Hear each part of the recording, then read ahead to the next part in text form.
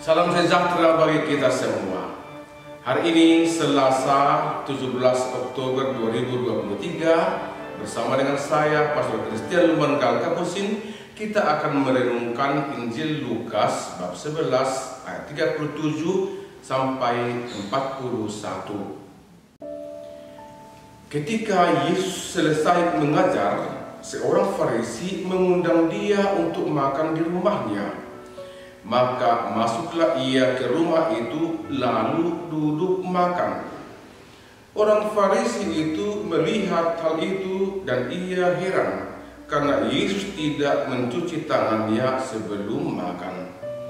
Tetapi Tuhan berkata kepadanya, "Kamu orang-orang Farisi, kamu membersihkan bagian luar dari cawan dan pinggan, tetapi bagian dalammu penuh rampasan dan kejahatan. Hai orang-orang bodoh, bukankah dia yang menjadikan bagian luar, dia juga menjadikan bagian dalam? Akan tetapi berikanlah isinya sebagai sedekah, dan sesungguhnya semuanya akan menjadi bersih bagimu." Demikianlah sabda Tuhan. Saudara-saudari terkasih, kutipan Injil yang disampaikan kepada kita pada hari ini berkisah tentang nasihat Yesus akan pentingnya memelihara hidup dengan tulus dan saleh yang akan diusahakan lewat pertobatan. Konteksnya adalah seorang Farisi mengundang Yesus untuk makan di rumahnya. Itu terjadi setelah Yesus mengajar banyak orang yang datang kepadanya untuk hidup dalam pertobatan dan mengakui serta percaya akan kemuliaan Yesus dan keselamatan yang dinyatakannya. Selanjutnya dalam perikop Injil ini dikisahkan peristiwa saat Yesus berada di rumah seorang Farisi. Ia masuk ke rumah dan duduk makan. Orang-orang Farisi juga ikut masuk ke rumah untuk makan. Pengajaran Yesus yang kita dengar tadi dilatar belakangi oleh keheranan orang-orang Farisi karena Yesus tidak mencuci tangan sebelum makan. Memang dalam tradisi orang Yahudi, hal mencuci tangan sebelum makan adalah wajib secara hukum. Bagi mereka, tindakan mencuci tangan bukan hanya supaya tangannya bersih dari hal-hal yang kotor atau supaya tangannya tidak kering-kering. Bagi mereka, mencuci tangan berkaitan pula dengan penyucian, pengudusan, serta menjadikan semua makanan yang disajikan pantas dimakan. Maka bila seseorang tidak mencuci tangan sebelum makan, itu dimengerti sebagai tindakan melakukan kenajisan, sebab tangan yang tidak dicuci adalah tangan najis. Dengan tangan najis, seseorang tidak hanya mengakibatkan kenajisan untuk dirinya sendiri, tetapi juga membuat semua makanan yang disentuhnya menjadi najis. Oleh karena itu, sangat masuk akal bila orang Farisi heran akan tindakan Yesus, sebab bagi mereka semua makanan yang terhidang itu menjadi najis sehingga tidak bisa lagi mereka makan karena disentuh tangan Yesus yang tidak dibasuh. Atas peristiwa itu, Yesus menyampaikan pengajaran baru dan tegas kepada orang-orang Farisi.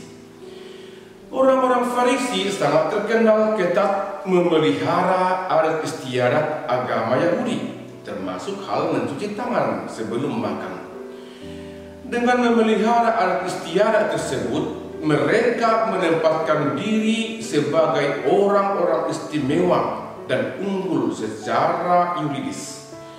Akan tetapi bagi Yesus, memelihara tradisi tentulah penting untuk membangun kebaikan bersama.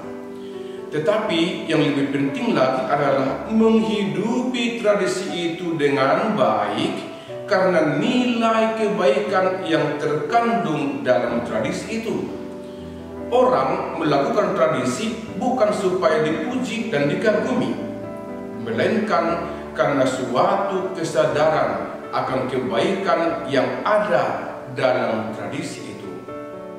Secara singkat boleh dikatakan bahwa pelaksanaan tradisi itu haruslah sesuai dengan isi hati dan hidup orang yang melakukannya. Konsep ini tidak dilaksanakan oleh orang Farisi dengan baik. Mereka lebih berkutat dengan tradisi secara ketat, tetapi lemah secara spiritual.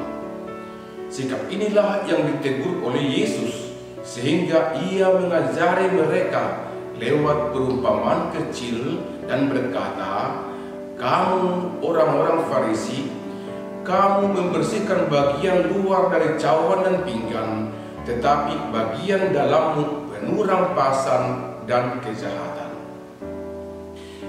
Dengan kata-kata ini, Yesus hendak menyadarkan orang-orang Farisi untuk tidak hanya tampak bersih dan benar dari luar, tetapi harus pertama-tama membersihkan diri dari dalam, yakni hati, pikiran, dan jiwanya.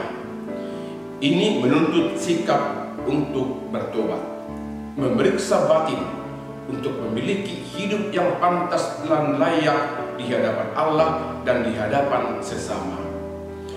Selanjutnya, sikap pertobatan itu dipertegas oleh Yesus lewat teguran tegas dengan berkata, "Kamu membersihkan bagian luar dari cawan dan pinggan, tetapi bagian dalammu penuh rampasan dan kejahatan." Lewat penegakan peraturan dan tradisi, orang-orang Farisi itu sering mengambil keuntungan untuk diri sendiri lewat denda yang ditetapkan atas kesalahan orang lain. Itulah yang termasuk disebut Yesus sebagai rampasan dan kejahatan. Sikap-sikap negatif seperti itulah yang hendaknya dikikis oleh orang Farisi, agar mereka tidak berkutat dalam kejahatan-kejahatan terselubung, melainkan berubah dan menata hidup seturut kehidupan baru yang diselenggarakan oleh Yesus. Oleh karena itu, Yesus mengharapkan mereka untuk bertobat dengan membersihkan diri mereka melalui tindakan kasih, melalui sedekah. Lewat sedekah itu, mereka dituntun untuk menaruh kasih kepada orang lain, serta melaksanakan karya kasih bagi sesama. Dan lewat tindakan itu, mereka akan menggapai keluhuran hidup, karena belas kasih Allah akan kembali dicurahkan ke dalam hati mereka. Saudara-saudari terkasih, Yesus mengajari kita juga untuk menata diri kita secara pantas dan layak sebagai pengikutnya. Hendaknya kita tetap membiarkan Yesus menuntun hidup kita, agar kita hidup dalam ketulusan hati dan kerendahan hati. Hidup yang tulus dalam hati akan terpancar secara tulus pula sebagai rahmat kepada orang di sekitar kita. Itu bukanlah perkara sederhana dan gampang, tetapi tetap menjadi perjuangan terus-menerus yang akan kita jalani melalui pertobatan, pemeriksaan batin sebagai pengikut Yesus. Dengan demikian, kita akan dapat tampil sebagai cawan yang sebenarnya, cawan yang bersih di bagian luar dan di bagian dalam, cawan yang layak tampil di hadapan Tuhan dan di hadapan sesama, sebagai cawan yang istimewa, cawan yang berisi rahmat Tuhan dan dapat menjadi saluran rahmat bagi sesama. Marilah kita mohon berkat Tuhan agar Ia memberi kita rahmat-Nya yang akan membuat kita semua menjadi bersih dan selamat. Pace e bene, salam sejahtera bagi kita semua.